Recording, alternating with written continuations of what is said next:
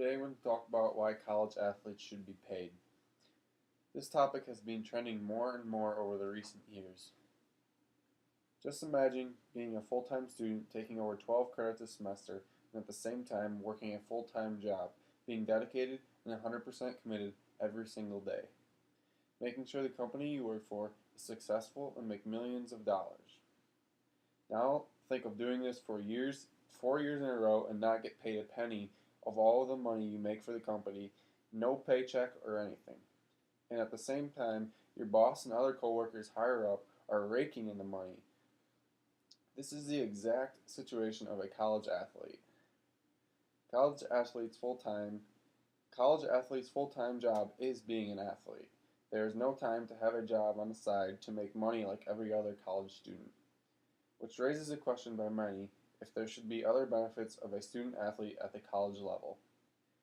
According to ESPN.com, the combined salary of the 15 highest paid college football coaches reached $54 million. Meanwhile, the combined salary of 14,000 Division I college football players was a phenomenal zero. If coaches are considered employees of the university and are paid a ton of money, then why shouldn't any of the student athletes be paid at least a little tiny chunk? Have you ever realized actually how much a Division I school makes by simply taking the God-given talents of the college athletes they recruit? According to ESPN.com, the 2011 University of Texas, according to ESPN.com, in 2011, the University of Texas had a revenue of $93 million. Texas could afford their own sports TV station, but the athletes that earned them the $93 million and the TV sports station will never see a penny of that revenue. To put this in perspective a little, the Texas football team had 105 players on the team in 2011.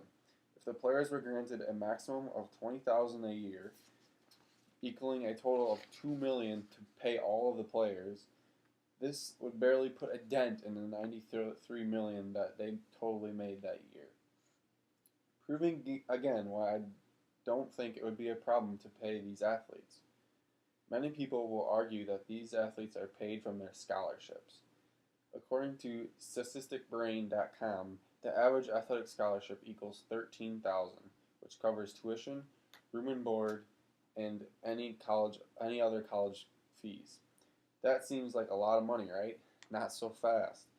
Last year, the NCAA tournament generated nearly $1.25 billion just on television ads, which was well beyond the NBA or the NFL. Yet, a college athlete saw none of this anywhere. How could the NCAA not afford to set aside a very, very small portion of that to pay their obvious moneymakers who are in need of some cash? One example of how bad college athletes need money is the scandal of Terrell Pryor with the Ohio State University in 2010. Pryor had established himself at the top of the college football world and was projected to be a lottery pick in the upcoming NFL draft until he was suspended by the university for gaining illegal funds. He was so desperate for money that he turned to selling his own championship ring, game jerseys, and awards that he had earned, which was not allowed by the NCAA. Pryor was suspended for 5 games and ruined all of his hopes of a big contract in the NFL with the upcoming draft. But at the same time, Ohio State University could sell a jersey of Terrell Pryor at an average of $60 a piece, according to the New York Times. And I'm sure they sold thousands and thousands of these jerseys because Terrell Pryor was one of the most popular athletes in that era. To me, this is extremely unfair that athletes aren't even allowed to sell things that they have spent their whole life to accomplish, but somebody else can make a large profit off of it by selling them. To me, it's like inventing something really amazing, but giving all the credit to someone else.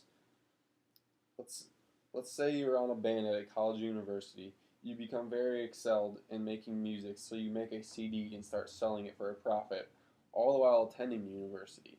Shouldn't this student be at violation and have to pay back all their profits that they made by selling their music? This is practically the same thing as what Terrell Pryor was in. There is no rule in the NCAA that states that this person would have to pay back their profits from making music. To me, it's very unfair. The NCAA is obviously a billion-dollar industry. The revenues of the universities are just ridiculous. Many are more wealthy than professional teams who can pay their athletes up to $10 million a year for 7 years. But the NCAA and universities won't even think about paying their moneymakers a penny. Somehow, it's alright to pay the coaches and sell items sponsoring the players and make a huge profit off of them and suspend their players like Pryor if he tries to sell something that he made famous.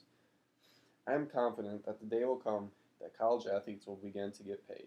There is so much money built up in these organizations for the players not to receive any of it while they made it all famous.